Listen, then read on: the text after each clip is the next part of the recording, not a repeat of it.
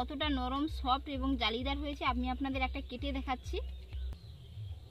কতটা সফট হয়েছে এবং জালিদার হয়েছে, ভিতরে কত সুন্দর চিনির শিরা এর মধ্যে চলে গেছে।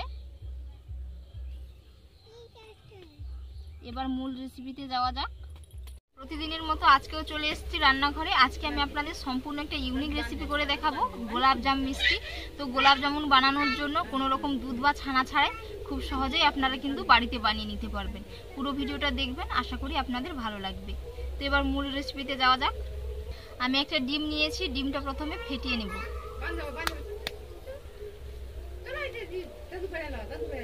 ডিম ফেটিয়ে নিয়েছি, এর মধ্যে আমি 1 চিমটে মতো লবণ দিয়ে দিচ্ছি। এই চামচের মাপ করে 1 চামচ জল দিয়ে দেব।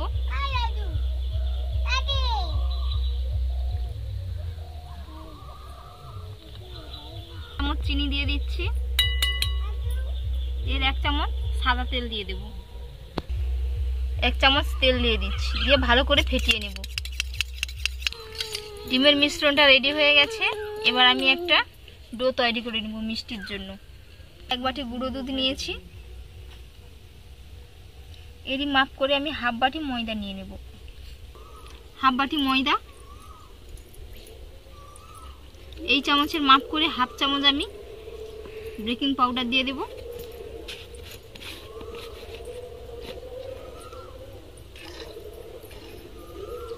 বেকিং পাউডার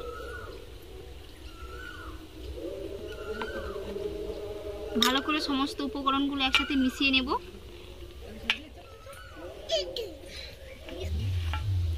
এবার আমি ডিমের যে গোলাটা রেডি করেছিলাম অল্প অল্প দিয়ে মাখিয়ে নেব।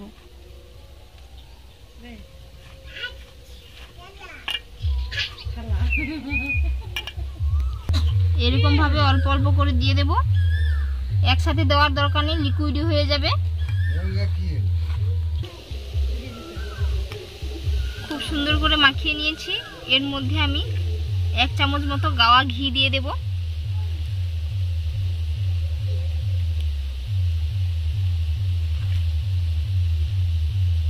এরকম হাতে লেগে যাবে, ভয়ের কোনো কারণ নেই।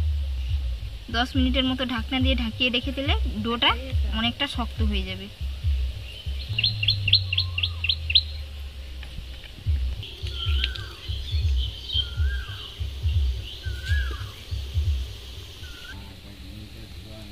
এক চামচ গাওয়া ঘি দিয়ে দিচ্ছি। ঢাকনা দিয়ে 10 মিনিটের জন্য রেস্টে রেখে দিচ্ছি। 10 মিনিট হয়ে গেছে, দেখে নেব।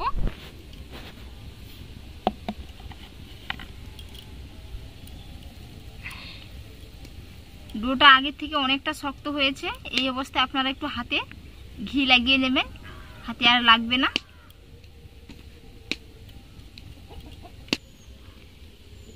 এগুলোকে ছোট ছোট করে ডো তৈরি করে নেব। ছোট না মিডিয়াম রাখবো, আপনাদের পছন্দ অনুযায়ী বড় ছোট করে নিতে পারেন।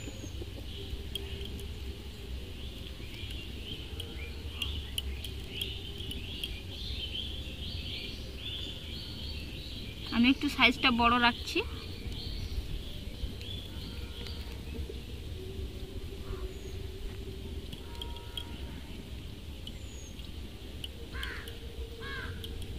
এরকম আলতো হাতে গোল গোল করে ঘুরিয়ে নিতে হবে। কত সুন্দর হয়ে যাচ্ছে, একটাও কোনো ক্র্যাচ নেই। ক্র্যাচ থাকলে মিষ্টিগুলো ফেটে যাবে।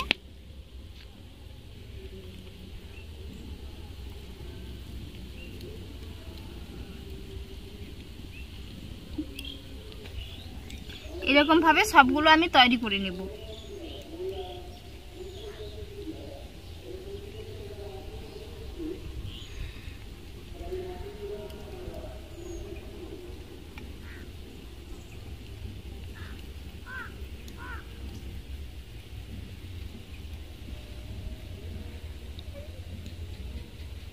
বন্ধ করছি।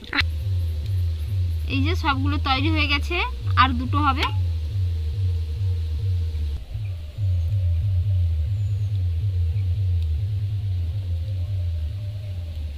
গরম থাকবে। এবার আমি একটা একটা মিষ্টিগুলো দিয়ে দেব।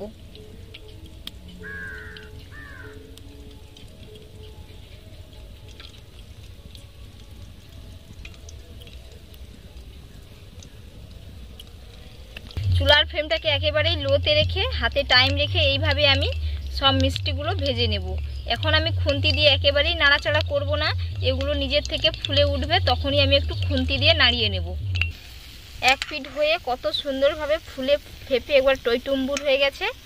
আমি পরের পিঠটা উল্টে দিচ্ছি। চুলার ফ্লেমটাকে একেবারেই লোতে রাখতে হবে, দিলে কিন্তু খুব সুন্দর একটা কালার চলে আসবে। না হলে চুলার ফ্লেম যদি হাই হয়ে যায়, ভেতর থেকে কাঁচা থেকে যাবে, বাইরে লাল হয়ে যাবে।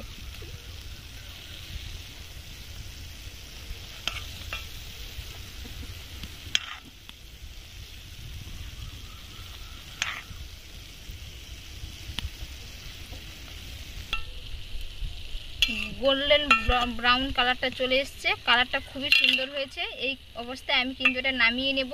আর মিষ্টি তৈরির জন্য কিন্তু ছোট ছোট টিপসগুলো ফলো করতে হবে। এটা ভাজতে মোট টাইম লেগেছে 15 মিনিট। এবার আমি এগুলো তুলে নেব।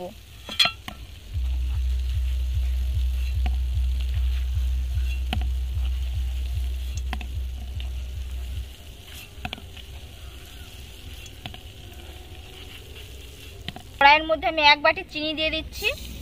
1 বাটি চিনির জন্য আমি 2 বাটি জল দিয়ে দেব।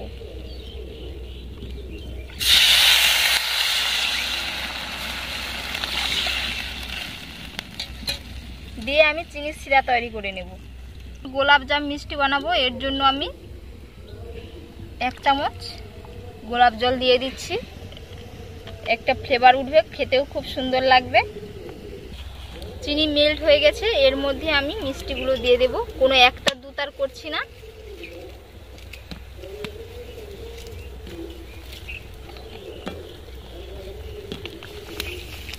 আলগা অবস্থায় আমি 2 মিনিট মতো রাখবো। এরপরে আমি ঢাকনা দিয়ে 15 মিনিটের মতো জাল দিয়ে নেব।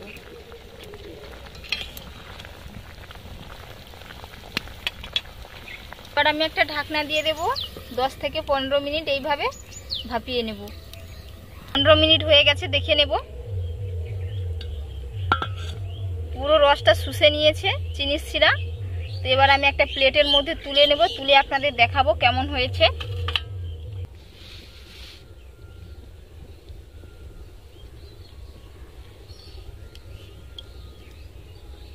মিষ্টিগুলো সব প্লেটের মধ্যে তুলে নিয়েছি আর দেখাচ্ছি কতটা সুন্দর হয়েছে। মিষ্টিগুলো কত নরম সফট হয়েছে, পুরো স্পঞ্জি হয়েছে, আর ভেতরে কতটা রস গিয়েছে এর মধ্যে, দেখে নিশ্চয়ই বুঝতে পেরেছেন। এরকম ভাবে গোলাপ জামুন বানাতে হয়। আজকের রেসিপি আপনাদের কেমন লাগলো অবশ্যই কিন্তু আপনারা কমেন্টে জানাবেন, এবং বাড়িতে একবার এইরকম ভাবে বানিয়ে খাবেন। খেতে কিন্তু খুবই অসম্ভব মজার হয়, পুরো দোকানের মতোই হয়েছে। তো আপনি যদি আমার চ্যানেলে প্রথম হয়ে থাকেন, আমার চ্যানেলটিকে লাইক শেয়ার ও সাবস্ক্রাইব করে নেওয়ার অনুরোধ রইল। আপনারা ভালো থাকবেন, সুস্থ থাকবেন। নেক্সট ভিডিওতে দেখা হচ্ছে। ধন্যবাদ।